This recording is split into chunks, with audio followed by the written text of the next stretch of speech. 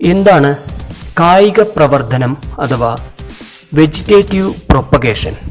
അനുകൂലമായ സാഹചര്യങ്ങളിൽ സസ്യങ്ങളുടെ വിത്തൊഴികെ വേര്, കാണ്ഡം, ഇല എന്നീ ഭാഗങ്ങളിലൂടെ പുതിയ തൈച്ചെടി ഉണ്ടാകുന്ന രീതിയാണ് കായിക പ്രവർധനം.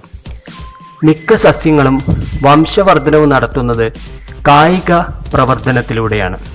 കാണ്ഡങ്ങൾ അഥവാ സ്റ്റെം മുഖേനയുള്ള കായിക പ്രവർത്തനം. പല പുൽച്ചെടികളിലും മുട്ടുകളിൽ നിന്നും മുകുളങ്ങൾ വളർന്നു പടരുന്നു. ഇവ മാതൃകാണ്ഡത്തിൽ നിന്നും വേർപെടാനിടയായാൽ സ്വതന്ത്ര സസ്യമായി തീരുന്നു. കരിമ്പ്, മുന്തിരി, മരച്ചീനി, മധുരക്കിഴങ്ങ് തുടങ്ങിയ സസ്യങ്ങളിലെല്ലാം വംശവർദ്ധനവ് പ്രധാനമായും കാണ്ഡങ്ങൾ മുഖേനയാണ്. റോസ്, ചെമ്പരത്തി, നന്ദ്യാർവട്ടം, മുരിങ്ങ എന്നിവയെല്ലാം ഇങ്ങനെ വളരും. കൈതച്ചക്കയിൽ ഇലകളുടെ അടിഭാഗത്തും പഴത്തിന്റെ മുകളിൽ നിന്നും മുളച്ചുണ്ടാകുന്ന ചിനപ്പുകൾ അഥവാ സക്കറുകളിൽ നിന്ന് പുതിയ സസ്യം ഉണ്ടാകുന്നു. സ്ട്രോബെറിയിൽ മണ്ണിന് സമാന്തരമായി വളരുന്ന കാണ്ഡത്തിൽ നിന്ന് പുതിയ മുകുളങ്ങൾ ഉണ്ടാകുന്നു. ഭൂകാണ്ഡം അഥവാ അണ്ടർഗ്രൗണ്ട് സ്റ്റെം മുഖേന കായിക പ്രവർത്തനം നടത്തുന്ന സസ്യങ്ങളെ നമുക്ക് പരിചയപ്പെടാം.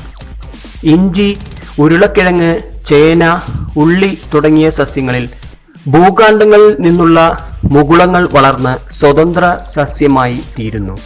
ചുവന്ന ഉള്ളി, വെളുത്തുള്ളി, സവാള എന്നിവയിൽ ബൾബ് പോലെ കാണപ്പെടുന്നതിൻ്റെ അടിവശത്തുള്ള കാണ്ഡത്തിന്റെ ഭാഗമാണ് പുതിയ സസ്യമായി മാറുന്നത്.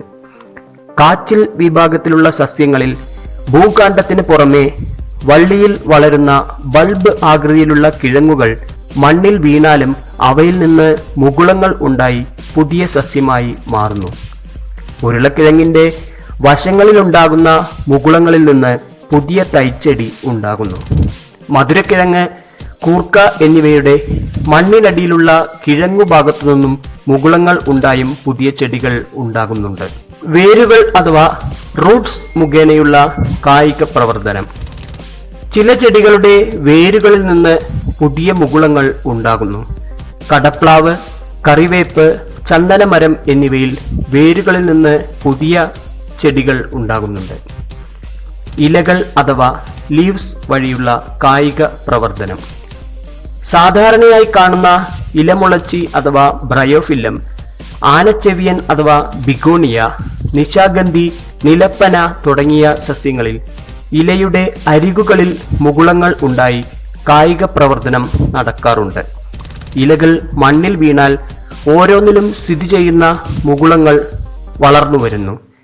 ഇപ്രകാരം വളർന്നു കഴിഞ്ഞാൽ ഓരോന്നും പ്രത്യേകമായി വേരും ഇലയും തണ്ടുമുള്ള സ്വതന്ത്ര സസ്യമായി മാറുന്നു.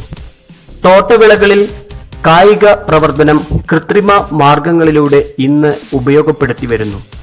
മുറിച്ചു നടൽ അഥവാ കട്ടിംഗ്, പതിവയ്ക്കൽ അഥവാ ലെയറിംഗ്, ഒട്ടിക്കൽ അഥവാ ഗ്രാഫ്റ്റിംഗ്, മുകുളം ഒട്ടിക്കൽ അഥവാ ബഡ്ഡിംഗ് എന്നിവ ഇതിനുള്ള വിവിധ മാർഗങ്ങളാണ്.